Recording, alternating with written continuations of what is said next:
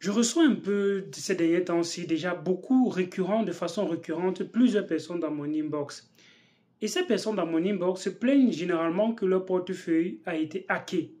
Ils se plaignent qu'ils se sont levés un bon matin et leur portefeuille a complètement été vidé. La question qu'on peut se poser, c'est est-ce que c'est possible? Est-ce que c'est possible que tu ne fasses aucune action? Parce que quand je demande, mais qu'est-ce que tu as fait? Est-ce que tu as fait? Ils disaient toujours rien. Est-ce que c'est possible que tu ne fasses aucune action dans cet écosystème crypto-monnaie et que du jour au lendemain, ton portefeuille se fait hacker? La probabilité que cela arrive est très faible. Si cela arrive, que tu n'as fait aucune action dans l'écosystème, ça veut dire probablement une seule chose. Ça veut dire que tu es dans un portefeuille qui est d'abord faux à la base. Parce que si tu es dans un portefeuille qui est faux à la base, alors la clé qui t'a été remise en réalité est détenue par une autre personne au moment de la création de cette clé. Il n'y a aucun autre mécanisme qui peut expliquer que tu as un wallet, tu ne fais aucune action à l'intérieur, tu ne connectes à rien, mais ton portefeuille se fait hacker. Ça veut dire que le problème vient donc du wallet sur lequel tu as créé ce portefeuille. Et si tu l'as créé sur des portefeuilles comme Trust Wallet, comme MetaMask et bien d'autres portefeuilles qui sont de renom dans cet écosystème, bien évidemment les versions originales parce qu'il peut y avoir les fausses versions, alors le problème est beaucoup plus grave que cela. Et si c'est un portefeuille qui est correct et qui s'est fait hacker, alors ce ne serait pas vous la cible. La cible serait les personnes qui ont des plus gros montants. La cible serait des personnes qui ont beaucoup plus de crypto-monnaies avec beaucoup plus de valeur que les petites personnes dans la communauté. Ou bien que les novices dans la communauté, qui veut dire petites personnes, c'est un peu relatif, bien évidemment. Et donc, on écarte cette hypothèse-là parce que c'est la communauté de façon tout entière qui serait en train de se plaindre. Et si c'est donc une poignée de personnes qui se plaignent, ça veut dire que le problème est donc ailleurs. Le problème vient du fait que quelqu'un a eu accès à votre clé. Et pour rappel, vous devez comprendre que les wallets fonctionnent comme ceci. Le wallet est là uniquement pour stocker votre phrase mnémonique. Donc le wallet n'est pas là pour peut-être mettre la sécurité ou bien faire quoi que ce soit d'une autre façon, interagir. La priorité, la fonction première d'un wallet, c'est de stocker cette phrase mnémotique. Et cette phrase mnémotique, c'est la seule chose qui vous permet d'interagir avec la blockchain. C'est la seule chose qui permet de déplacer une crypto-monnaie sur la blockchain parce qu'en réalité, votre crypto-monnaie n'est pas stockée dans le wallet. Le wallet n'est qu'une interface de communication avec la blockchain. C'est un peu comme votre compte bancaire et on vous remet une carte. Cette carte bancaire que vous avez et que vous avez dans un ATM, le ATM n'est pas votre compte bancaire. Le ATM, le guichet automatique, fait simplement une communication avec la banque pour pouvoir vous donner les fonds qui sont détenus dans le ATM. Donc en réalité, le ATM peut être qualifié justement de wallet et vous allez simplement venir à l'intérieur et connecter votre clé qui sera dans la carte et pouvoir justement communiquer avec la banque. Et quand je fais ce parallèle, c'est pour vous expliquer effectivement comment les wallets fonctionnent. Les wallets, c'est là pour stocker cette clé et au moment où vous avez besoin pour faire les transactions, le wallet va utiliser votre clé, signer la transaction et envoyer la transaction maintenant sur les mineurs, chez les validateurs. Ça, c'est le rôle d'un wallet. Et donc, quelqu'un ne peut donc pas se lever un bon matin et utiliser votre wallet comme ça sans que vous n'ayez fait aucune action. Premièrement, si vous avez exposé votre wallet avec des mécanismes de sécurité dont on connaît, c'est un fonds de airdrop, et pour bénéficier, on demande de donner leur phrase mnémotique, c'est qu'ils le font, ou bien participer à des sites, sur son app, ouvrir des sites qui sont malveillants, et les virus se greffent à l'intérieur, et ces virus peuvent justement accéder à cette clé qui est stockée dans votre wallet, parce que la clé est stockée dans le wallet. Maintenant, Trust Wallet va utiliser des mécanismes pour crypter votre clé, faire que ce ne soit pas facilement déchiffrable, bien comme les mots de passe qui sont stockés dans votre navigateur. Par exemple, si un virus s'incruste dans votre navigateur, il va pouvoir accéder à ces mots de passe qui sont stockés dans votre navigateur. Le problème, ce ne serait pas Google à ce moment donné-là. Le problème serait vous qui aurez eu accès à un site qui a justement compromis tous les mécanismes qui sont stockés dans votre portefeuille. Donc, c'est un peu à ce niveau que je voudrais attirer l'attention.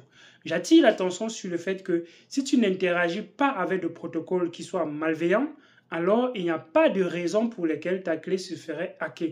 Ton portefeuille se ferait hacker. Si tu n'as pas de virus, si tu n'as pas accédé à une plateforme qui est un peu douteuse, ainsi de suite, alors il n'y a pas de raison que ton portefeuille se fait hacker. Ça, c'est la première façon. La deuxième façon, c'est que tu interagis avec un smart contract qui soit malveillant. Et un smart contract malveillant, qu'est-ce qu'il peut faire? Il peut te demander, il peut t'autoriser, il peut te demander les autorisations de plusieurs trucs, te faire signer beaucoup de transactions, tu approuves beaucoup de choses. Et quand tu vas par exemple dans un DEX pour vendre une crypto-monnaie, on a codé les choses malicieuses dans le contrat, dans le smart contract de ce token. Et ces actions-là, vous allez signer en exécutant un certain nombre de choses. Faites très attention justement avec les crypto-monnaies que vous décidez de vendre, les protocoles sur lesquels vous décidez d'interagir, parce que si c'est un protocole de finance décentralisé, il va donc vous demander de signer les choses. Et en signant les choses, vous allez donc il va donc accéder à votre wallet et pouvoir justement vous autoriser la signature de certaines actions que vous ne maîtrisez pas. Et ces actions-là, ça peut être justement des actions pour vider votre portefeuille parce que vous êtes en train de signer des choses. Donc, quand vous voyez dans un protocole comme Trustwallet, comme PancakeSwap, et que vous voulez vendre, vous voulez swapper une crypto-monnaie, on vous demande d'approuver. Qu'est-ce qu'approuver veut dire? Approuver, c'est une transaction qu'on est en train d'envoyer. Et cette transaction-là, vous êtes en train de la signer. Et quand vous signez cette transaction, vous donnez l'autorisation à un smart contract de déplacer certaines crypto-monnaies, certains tokens de votre portefeuille. Et quand vous donnez cette autorisation, ça ne veut pas dire que le wallet peut déplacer à votre insu. Non. Le wallet va ordonner la dépense, ok? Et c'est vous qui allez signer. Mais imaginez-vous plutôt que vous êtes sur un protocole qui est malicieux. Et le protocole vous envoie en une seule transaction plusieurs choses que vous devez signer. Alors, quand vous signez en faisant approve, vous signez plusieurs choses. Et quand vous cliquez sur swapper, on vous demande encore de signer. Mais ce swap-là, en réalité, ça demande de transférer A, ça demande de transférer B, ça demande de transférer C. Et on envoie ça en une seule transaction et vous signez. Quand vous signez, qu'est-ce qui se passe? Après, votre portefeuille est vidé. Ce sont des choses qui existent dans cet écosystème. Et là, vous n'allez pas dire que c'est le wallet le problème. Le wallet, ce n'est pas le problème. Le problème, justement, c'est vous qui avez interagi avec quelque chose qui est malicieux. Donc, celui qui est venu récemment et qui s'est plaint du fait que peut-être sa crypto-monnaie, il a interagi avec un protocole. Non, dans ce cas, c'était un ami qui avait accès à son portefeuille et qui a utilisé justement son portefeuille à son insu pour faire des transactions. Ça, ce n'est pas le portefeuille en lui-même. Vous comprenez comment la clé est assez importante. Et ces clés, quand on vous demande de garder minutieusement, ce n'est pas pour rien. C'est parce que dès que vous interagissez, vous exposez cette clé. Et quand vous exposez cette clé et que vous ne connaissez pas ce dans quoi vous êtes en train d'exposer la clé, alors justement, vous êtes en train de signer les trucs. Et maintenant, avec l'account abstraction, c'est encore bien plus pire. Pourquoi? Parce que si vous interagissez avec un protocole qui est malicieux, le protocole peut permettre de signer plusieurs messages et utiliser ces messages que vous avez signés pour débiter votre compte et exécuter ces messages-là sans que ce ne soit vous qui ordonnez encore l'exécution de ces messages que vous avez signés. Et c'est encore beaucoup plus dangereux parce qu'on dit account abstraction, c'est vrai, c'est bien. Ça résout un certain type de problème, mais ça cause encore un autre type de problème qui fait en sorte que les hackers n'auront plus besoin d'envoyer plusieurs choses, de faire plusieurs transactions pour pouvoir exposer la crypto-monnaie, retirer quelque chose de votre portefeuille. Ils n'auront plus besoin de faire plusieurs transactions. Une seule transaction, vous signez plein de messages et ces plein de messages que vous signez là, après c'est exécuté indépendamment de du fait que vous devez encore signer les transactions par la suite. Et c'est plutôt grave. Et ça fait plutôt peur. Ça fait peur dans la mesure où si vous n'êtes pas une personne qui est consciente de ces mécanismes-là, de ces enjeux qu'il y a avec la sécurité de son portefeuille, alors vous allez vous retrouver à être vidé, à être dépossédé comme ça du jour au lendemain, et ça aussi facilement. Comment vous devez donc faire pour sécuriser votre portefeuille? Je vais terminer par là, mais avant de continuer, like la vidéo, partage la vidéo, permet que d'autres personnes découvrent ce contenu et ça va leur éviter justement de tomber dans des pièges. Ok? Si vous voulez des formations, c'est en description de la vidéo. Si vous voulez prendre une clé Nano Ledger, qui est un moyen de sécuriser sa phrase mnémotique dans un endroit qui est froid, qui n'est pas exposé à la blockchain, qui n'est pas exposé aux applications, qui n'est pas exposé à Internet, alors une clé Nano Ledger, c'est ce qu'il vous faut justement pour augmenter encore la sécurité de votre phrase mnémotique. Quand on dit clé Nano Ledger, ça ne veut pas dire que la blockchain est dans la clé Nano. Non, c'est votre clé qui est dans la clé, qui est stockée chez Nano Ledger, dans votre clé Nano Ledger. Et cette phrase mnémotique, vu que ce n'est pas exposé à Internet, alors c'est dans un endroit qui est donc appelé un endroit froid et c'est un peu plus sécurisé. Mais la meilleure façon de sécuriser son portefeuille, c'est déjà de noter cette phrase mnémotique quelque part, noter quelque part sur un papier quelque part et garder ce papier beaucoup très long. Parce que si vous notez quelque part et que vous laissez traîner, ben malheureusement, toute personne qui a ce papier peut simplement faire une photo, peut simplement s'envoyer un petit message avec, oui, une simple photo. Et la personne a également cette phrase mnémotique et la personne peut faire les transactions comme si c'était vous. Parce qu'il suffit que vous ayez la clé et vous avez accès au code, au coffre. Aussi simple que ça. Donc, vous devez déjà avoir deux portefeuilles. Un portefeuille que vous utilisez pour garder vos crypto-monnaies que vous voulez stocker sur le long terme et vous connectez ce portefeuille uniquement dans un wallet pour faire des transactions uniquement de façon temporaire. Je veux par exemple prendre un petit quelque chose là-bas, je peux connecter, je fais ce que j'ai à faire, après je déconnecte. Si vous voulez observer votre portefeuille, vous pouvez ouvrir dans Trust Wallet avec le mode simplement screener, donc avec le mode d'observateur. Ce mode d'observateur vous permet toujours de pouvoir voir ce qui se passe dans votre portefeuille, mais vous ne pouvez pas interagir avec ce portefeuille parce que vous n'avez pas connecté avec la clé. Il y a simplement votre adresse publique et cette adresse publique-là, vous pouvez toujours voir ce qui est à l'intérieur. Donc, ce portefeuille que vous voulez garder et que vous voulez conserver sur le long terme, vous devez avoir une stratégie, définir la stratégie, vous déconnecter de ce portefeuille et laisser votre stratégie s'exécuter et vous reconnecter simplement quand vous aurez besoin de peut-être ajuster ou bien peut-être faire des actions ponctuelles avec cela et le déconnecter.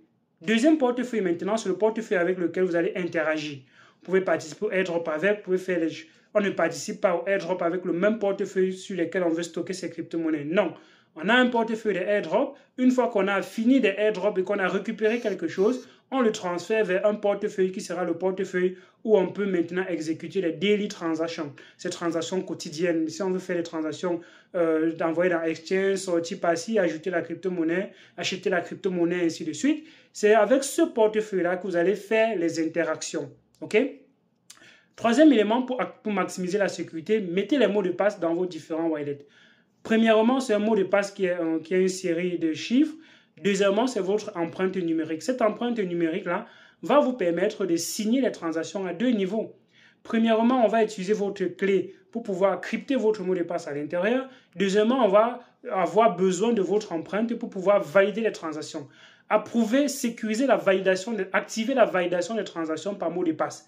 Ça fait que quelqu'un qui va même avoir votre portefeuille, s'il fait une transaction, il a besoin, si vous laissez votre portefeuille et que c'est ouvert là, vous allez peut-être à la douche, quand la personne exécute la transaction, pour pouvoir valider cette transaction, il faudrait signer avec le mot de passe ou bien votre empreinte. D'accord? Donc là, ce serait un peu plus difficile. Quatrième chose, c'est de ne pas interagir avec n'importe quel protocole. Le protocole que vous allez installer quand vous allez connecter votre portefeuille sur MetaMask dans votre navigateur, ce ne sera pas votre portefeuille que vous utilisez au quotidien. Évitez d'exposer votre portefeuille dans plusieurs endroits. Vous connectez ici, vous connectez là-bas, vous connectez et après vous pouvez oublier de déconnecter.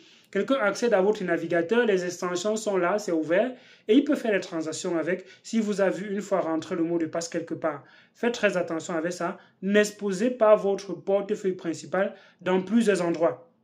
Vérifiez toujours les protocoles avec lesquels vous interagissez. Avant d'interagir sur un protocole, vérifiez que c'est quelque chose de correct. Vérifiez l'adresse pour vérifier que vous n'êtes pas dans un phishing, que vous êtes sur le site officiel. Et dernièrement, La dernière chose que vous devez faire, bien évidemment, c'est de déconnecter vos wallets dans les endroits où vous utilisez temporairement. Si vous êtes dans un navigateur temporaire et que vous voulez simplement faire une action avec votre portefeuille, une fois que vous avez fini, déconnectez. Vous interagissez avec un protocole qui paraît, par exemple, douteux. Vous pouvez aller sur Bifi Finance et vous pouvez revoquer les portefeuilles, les protocoles auxquels vous avez donné l'autorisation d'ordonner les transactions et que vous allez signer. Même si techniquement, ils ne peuvent pas ordonner les transactions et signer les transactions, et déplacer les transactions, les crypto-monnaies sans que vous n'avez signé, mais il n'en demeure pas moins que le seul fait de voir quelque chose, une transaction arriver dans votre portefeuille et que vous pouvez signer, ça donne l'autorisation au protocole de peut-être par mégarde comme ça, on ne sait jamais, ordonner les transactions et si vous êtes connecté, vous pouvez signer cette transaction-là et ça fait comme ça quelque chose qui est débité de votre portefeuille alors que ce n'est pas ce que vous voulez. Donc, revoquez les contrats, allez dans Bifi Finance, il y a bien d'autres plateformes, vous pouvez revoquer les smart contracts auxquels vous avez donné l'autorisation, ça vous permet également encore d'être un peu plus safe. Mais comme on dit toujours, la meilleure façon d'augmenter la sécurité, c'est vous-même. Soyez vigilant avec les protocoles dans lesquels vous interagissez, soyez vigilant avec les portefeuilles que vous créez, comment est-ce que vous exposez vos portefeuilles. La première sécurité, c'est vous-même qui devez la faire avec les mots de passe, avec votre rigueur au niveau de la sélection de ce que vous faites. Et bien évidemment, n'ouvrez pas tous les sites au niveau de votre DApp sur Trust Wallet. Dis-moi ce que tu penses en commentaire de cette vidéo. Like et partage la vidéo et abonne-toi pour ne rater aucune des vidéos sur la chaîne Elvis Kondo. J'espère que tu as compris comment les wallets fonctionnent et que tu ne vas pas te faire prendre pendant ce bull run ou bien même dans ta vie parce que tu peux ne pas prendre quelque chose maintenant mais c'est après le bull run que tu pompes et si tu as perdu cela, ça fait encore beaucoup plus mal. À d'autres vidéos sur la chaîne Elvis Kondo, porte-toi bien. Ciao.